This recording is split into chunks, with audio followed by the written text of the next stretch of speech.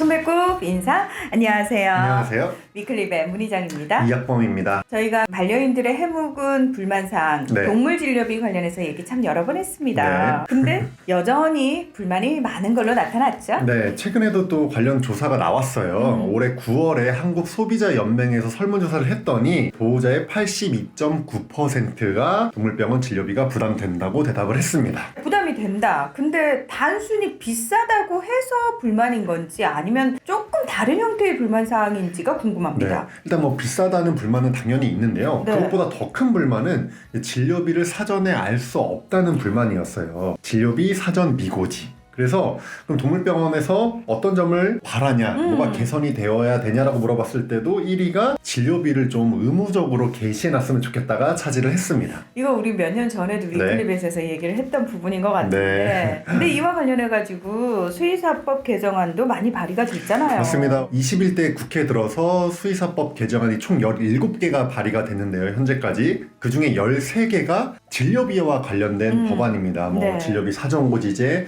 뭐 표준수가제, 공시제, 아니면 진료부 공개 뭐 이런 것들인데요. 그중에 상당수가 이번에 대안 형태로 묶여서 상임위를 통과했습니다. 대안 형태로 묶였다라는 게 발의된 내용 그 개수대로 그대로 된 게 아니고 묶어가지고 네. 수정 보완된 뒤에 통과가 됐다라는 말인데 네. 자 그러면 어떤 내용들이 담겼는지 저희가 조목조목 좀 살펴보도록 하겠는데요. 첫 번째로 중대진료행위 사전설명 및 비용 고지 부분입니다. 네, 말 그대로 수술, 수혈 등 중대 진료 행위를 실시할 때 수의사가 동물 소유자에게 이제 진단명, 수술의 필요성, 방법, 내용, 그리고 예상되는 후유증이라든지 부작용, 수술 전후의 준수사항을 설명을 하고 서면 동의를 받아야 되는 그런 조항입니다. 그러니까 사람도 원래 그런 동의 받잖아요. 동물도 사실 그런 동의를 받았어요. 수술 전에 마취 동의서 같은 수준이었죠. 근데 이거는 이제 그것보다 더 나아간 거고, 사람에도 의료법에 그런 사전 설명 의무가 있는데 사실 사람은 수술 비용까지는 설명하는 의무는 없는데 이번에 이 수의사법 개정안은 수술 비용까지 사전에 고지를 해야 되고 하지 않으면 100만 원 이하의 과태료를 부과한다고 되어 있어서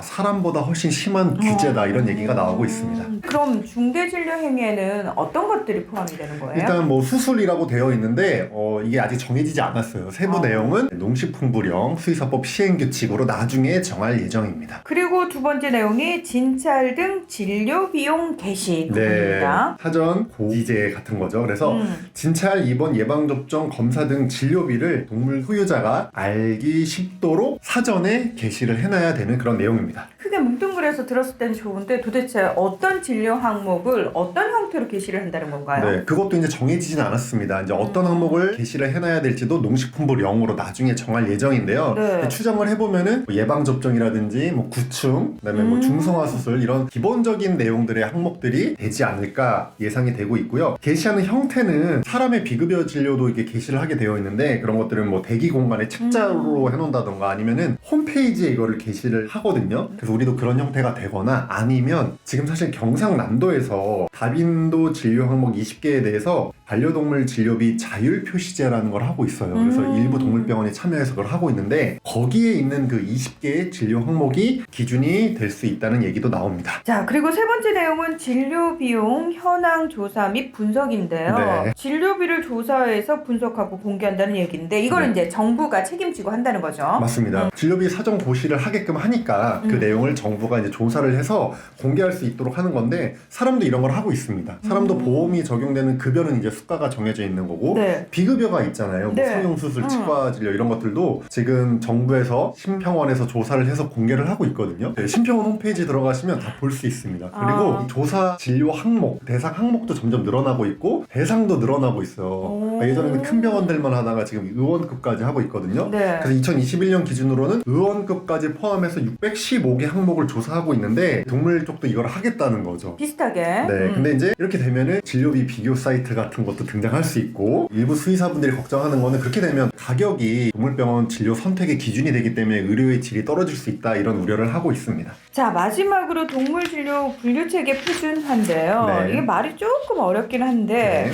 동물의 질병명, 또 진료 항목 등 동물 진료에 대한 표준화된 분류 체계를 만들겠다. 이게 먼저 된 다음에 여기에 맞춰서 게시가 돼야 되는 게 맞지 않나, 순서가. 맞습니다. 지금 현재 동물 쪽은 진료 항목이 표준화되어 있지 않습니다. 그래서 코드화가 없기 때문에 개별 수의사들이 진료를 할 때 자율적으로 편하게 게시를 하고 차팅을 하고 있어요. 그러니까 이게 통일이 안 돼 있다는 거죠. 그쵸. 사람은 네. 사실 그 코드가 딱 나와 있어서 그쵸. 저희가 보험을 청구할 때 그 코드가 뭐냐에 따라서도 보험금이. 맞습니다. 그 코드가 동물 쪽은 아예 없습니다. 그래서 이런 코드를 먼저 만들고 뭐 공시제를 하던 사정고지를 하던 해야지 보호자들도 혼란스럽지 않다라고 계속 얘기를 했는데 그 정부도 사실 그렇게 하려고 해왔는데 네. 그래서 이런 연구 용역도 좀 진행이 됐습니다. 코드 만드는 거. 근데 그런 게 싹 없어지고 일단 시행을 해놓고 동물진료 분류체계 표준화를 하겠다라는 내용이 들어가 있습니다. 어떤 선행 조건은 아니고 그냥 이런 내용도 추가로 들어가 있다라고 보시면 될 것 같아요. 근데 원래 법이 발의됐을 때는 지금 말씀하신 것처럼 진료 항목 표준화가 선행 조건이었잖아요. 맞습니다. 사실 정부가 입법 예고한 내용도 이게 선행 조건이었고 이게 13개의 관련 수의사법 중에 9개가 이번에 통과가 된 건데 네. 묶여서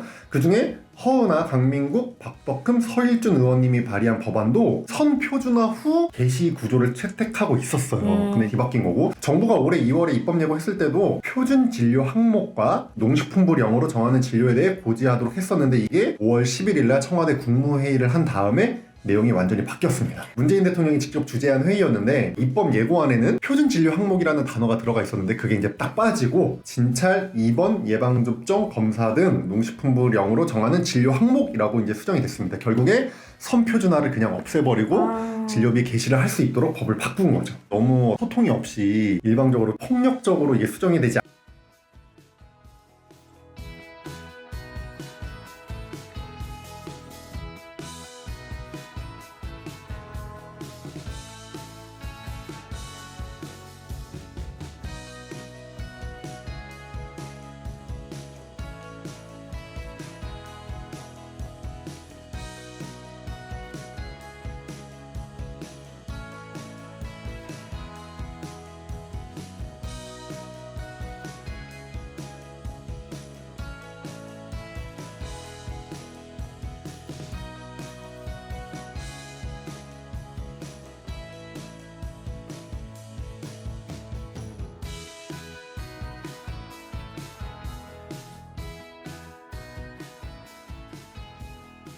당시 청와대는 이 법안에 대해서 어떤 반응이었는지가 궁금해요. 청와대가 공식적으로 긍정적으로 평가를 했습니다. 지금까지는 동물병원마다 진료 항목이 상이하고 진료비 과다 청구, 과잉 진료 등으로 소비자 불만이 증가하고 있었는데 네. 이번 개정안으로 동물의료 서비스 소비자의 알 권리와 진료 선택권이 보장될 것이다 라고 얘기했고 농식품부 관계자도 국회 입법 절차에 따라서 조속히 통과시킬 수 있도록 노력하겠다라고 답변을 한 적이 있습니다. 그리고 이제 그 내용대로 이번에 올해가 가기 전에 통과가 된 거죠. 근데 살짝 아쉽게 지금 통과가 된 건데 왜 그 부분을 빼버렸을까는 두고두고 조금 아쉬운 부분이에요. 그렇죠. 취지가 아무리 좋아도 좀 절차가 있고 소통이 돼야 되고 합의될 부분은 합의를 하고 좀 통과를 해야 되는데 그런 부분이 생략이 되고 통과가 됐단 말이죠. 개인적인 생각이지만 이제 내년에 대선이라는 변수가 있고 문재인 대통령의 동물 공약 1번이 사실 진료비 관련된 내용이었기도 하거든요. 그래서 내년 대선 전에 그리고 현재 여당이 국회의원 다수를 차지하고 있을 때 좀 급하게 통과를 시켜야 되지 않나라는 그런 압박감을 좀 느끼신 것 같아요. 그래서 좀 어떤 절차를 생략하고 법이 통과된 느낌이 있습니다. 좀 아쉽죠. 표준화하는 과정에 시간이 좀 많이 필요하니까